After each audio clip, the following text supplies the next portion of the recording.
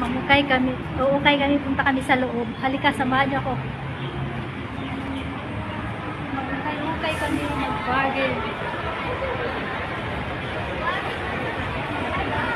Guys, ang lalo na guys. Guys, grabe. Mamukay kami dyan. Baka may mahanap kami pang-OOTD sa every Sunday. Guys, ganito pa crowded dito.